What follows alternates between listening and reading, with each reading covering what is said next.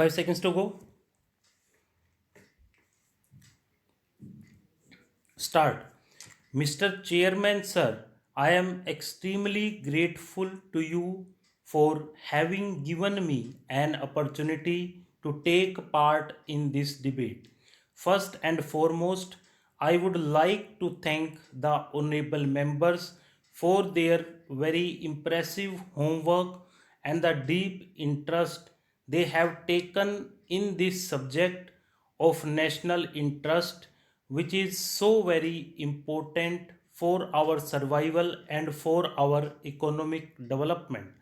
As many members have pointed out, that the national security or the question of defense is not only in the realm of soldiers, sailors, and airmen, but in this modern security environment, the entire country has to be geared to face any eventuality.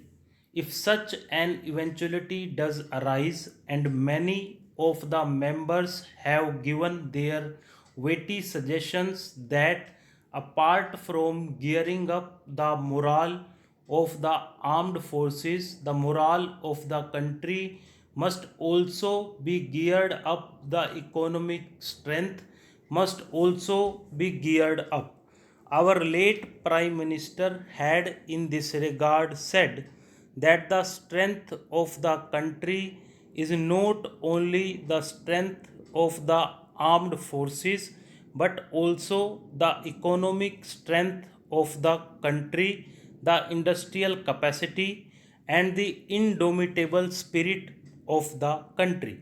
Therefore, sir, it is very heartening that we are all unanimous in this approach to the problem, that should our country face such an eventuality, we should have to rise like one person. Sir, as is the procedure and the practice, the debate was initiated by an honorable member from the opposition, and knowing my friend who is a very intelligent lawyer, he has very intelligently gone into the question of defense planning, perspective planning, and has also gone into the aspect of planning within the ministry concerning all sections, and has brought in a host of subject, both geopolitical, geostrategic, as well as the defense supplies. One of my honorable friends here had this to comment, that the honorable member has probably not gone through the annual report, and had he done so, he would not have raised some of the questions which he did raise. Sir, I will not be naive enough to any member who has not gone through the report. He has very much gone through the report. Not only has he gone through the report, but he has also gone through a lot of printed material very intelligently, and has given his political assessment of the question of national defense planning. But I regret to say that he has though fit to rely on considerable material from persons who are not accountable to Parliament, who are not answerable to the people of India, and he has been placed by the defense minister, who is accountable to Parliament and who is answerable to the people of India. And if he had gone through the report right from the first chapter of the national security environment, the organization functions, defense plan, and the chapter on army, the various schemes of the services within the Army, the Navy, Air Force, Coast Guards, Defense Production Units, Defense Research and Development, etc., then for all the points which he has raised in his speech and the comments which he has made, the answers are very much there. It would not be possible for me to answer all the points because apart from him there are many other honorable members who have raised a lot of points.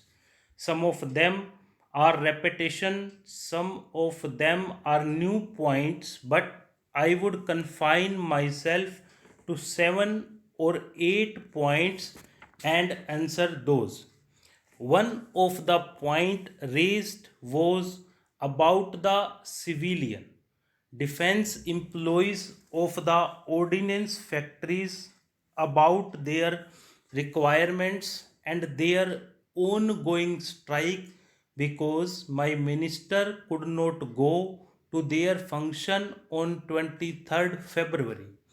But I think it was more of an ironical remark than a serious one because on the 23rd February was the president's address and my minister could not possibly be away from the president's address, and secondly the strike notice was given on 7th March. The notice was given at a time when the ministry was already seized of the matter, and I would like to refer to the matter of the fourth pay commission to which the honorable member has referred also, that the fourth pay commission's recommendations were not being implemented, nor is it in parity with the railways.